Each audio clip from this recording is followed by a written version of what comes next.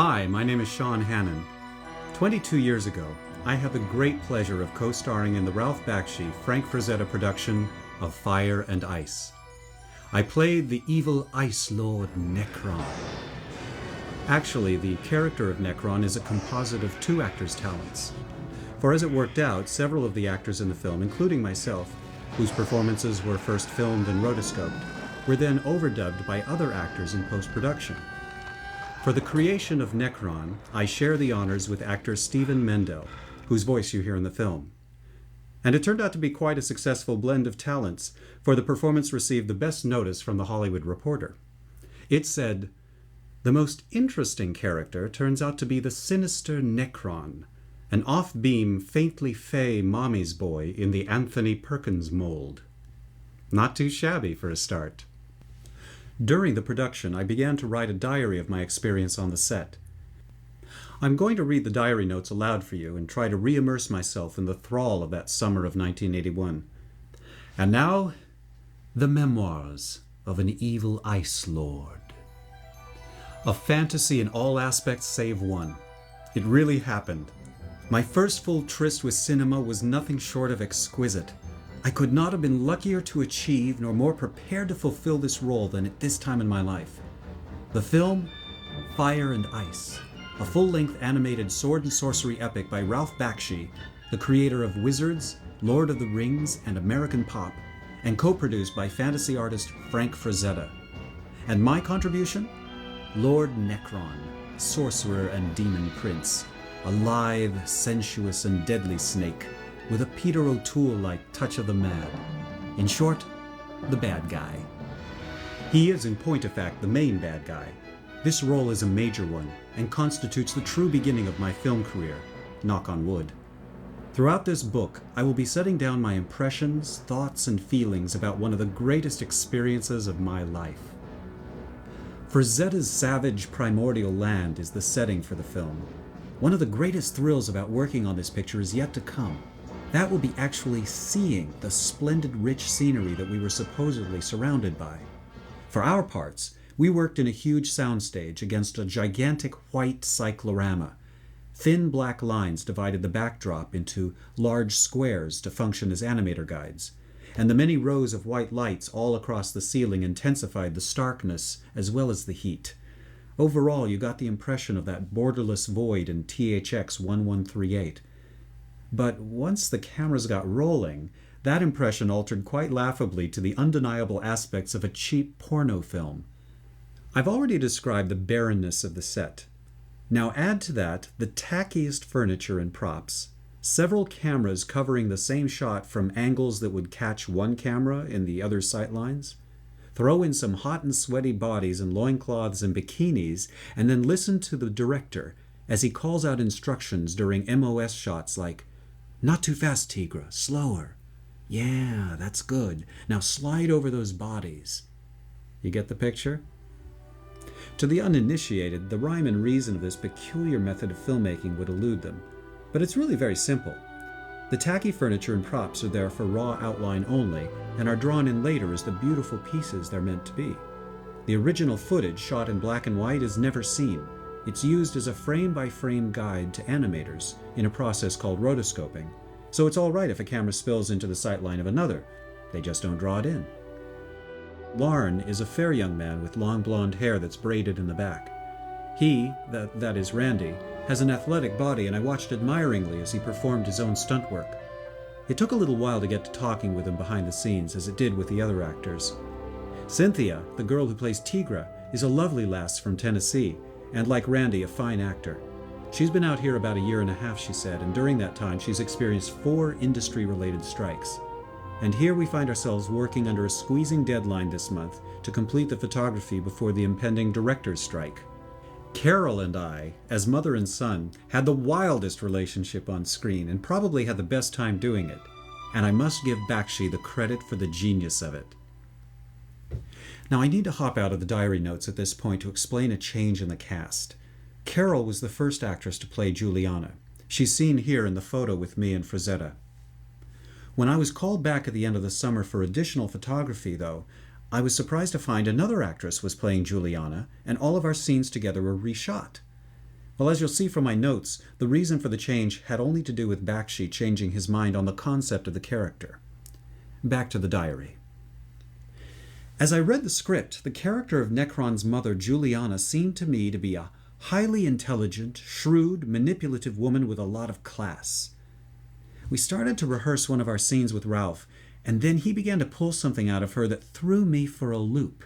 Basically, he told her to give him unadulterated wacko. He was talking about maybe putting a cigar in her mouth. I put my head in my hands and quietly rolled my eyes into the back of my head, thinking, is he kidding? God, I hope so. He's not. He means it. For a moment, I was pissed. I felt Bakshi had his head up his ass, that he hadn't read the script, that he was sabotaging his own film. So I played with it, following my own natural impulses as Necron with this type of mother. And shock and amazement, it was actually working. I transferred my own embarrassment over this bizarre character that Carol was playing to Necron's embarrassment over having a bimbo for a mother. She would cuddle me incestuously with all the innocence of Betty Boop, and I would cringe on my throne in utter contempt and loathing. And I'm thinking, as Necron, how the hell can I convince people that I'm a demonic, terror-filling, evil ice lord when my mother is acting like Harriet Nelson on aphrodisiacs? And with that thought, my relationship with Juliana was forged and packaged in an instant. It was like a slice of life in the Addams Family. It was beautiful. Jumping out of the notes again. So it's clear to me anyway that Bakshi had made a gutsy directorial choice that either didn't work for him or didn't appeal to Frank, and the decision was made to go back to the Juliana character as she was written in the script. Here are some shots of me posing with Eileen, the second Queen Juliana, outside the soundstage. Back to the diary. Ah, sword fights. It would seem I am destined throughout my career to ever keep the handle of my sword warm. Just prior to starting work on this film, I had completed 6 weekends of the Renaissance Fair, where I performed a rapier and dagger dueling scene. The fair has been the site of 3 fencing shows for me, and the fair followed on the heels of a student film I worked in, which was all about the making of a fencing sequence within a play. So when it came time for Necron to have a sword fight with Larn in the torture chamber sequence, there was no way I was going to allow a stunt double to do my work. Lauren Janes, the stunt coordinator, graciously gave me the opportunity, and I did not disappoint him. It was certainly the least dangerous of all my fights. My sword was a padded length of plywood that had no shape other than maybe a catfish wrapped at the fish market. When I drew it out of my loincloth during rehearsal and held it aloft, crying, "Excalibur!" I heard an appreciative chuckle from Ralph. It felt good to finally get a laugh out of him. Death Dealer was written into the script of Fire and Ice as a mysterious and feared warrior slightly on the otherworldly side. As the script was finally revised, he became Darkwolf, and in looks he comes out more like the character of the Berserker. Darkwolf, as it turns out, is Necron's father. At least that's what was strongly suggested in the script pages that didn't make it to the screen. As Necron stands upon the pinnacle of his glacier doing battle with the Dragonhawks, Darkwolf appears through a trap door and calls out to him. Daddy then attempts to give Necron a spanking he won't forget, and his son throws all of his powers at him. But Darkwolf overcomes the assault and plants his battle axe into Necron's side, followed by a smashing cut to the head straight down the middle.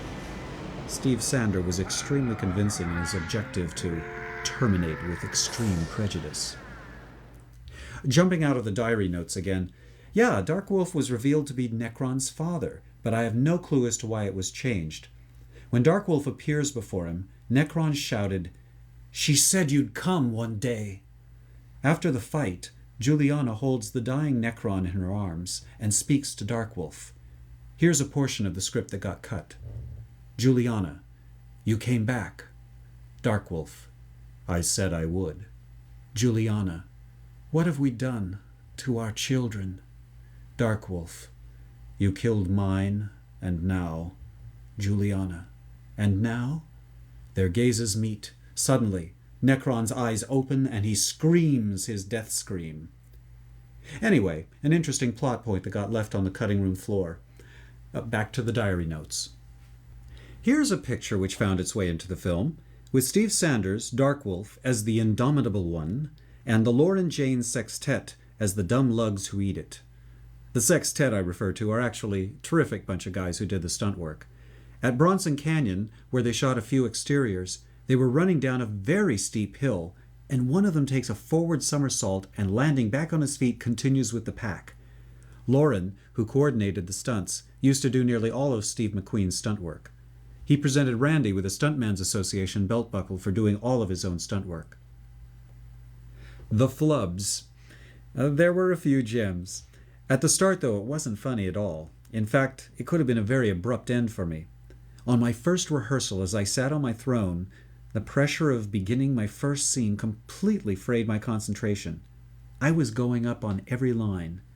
I could feel all eyes on me as I was letting them see who I was for the boom, boom, boom, boom, boom, boom, the first time. I felt like an idiot. Fortunately, Bakshi was giving us time to settle in. The guy in front of me was going up in his lines too. After a couple of line run-throughs, I rallied, and so did he, and we shot a great scene. Once I felt my vision of Necron was accepted by everyone there, I really pulled him out and started to cook. And there were some amusing flubs, and one recurring one which no one either caught or corrected came from Big Yank. He played a subhuman named Manga, and he had lines of gibberish such as Ku Chaga Tigra. But several times he transposed the nonsense syllables into an unintentional phrase. Tigra Kukamanga.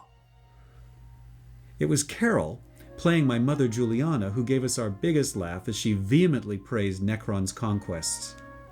Look what you've accomplished! You're Necron, Lord of Ice Pick! Bakshi burst out laughing, then the crew, then me as my hands went around her throat. Necron was the product of very raw instinct and a little homework. He was also a composite of past villains that I've portrayed. The incredible surging torrent of violence and unrest in the character didn't have me too concerned. I had some of my own real inner life to draw upon and amplify. My major concern was the fact that in almost every scene, my character was roaring violently or casting spells or both. The problem was, how do I make each time different?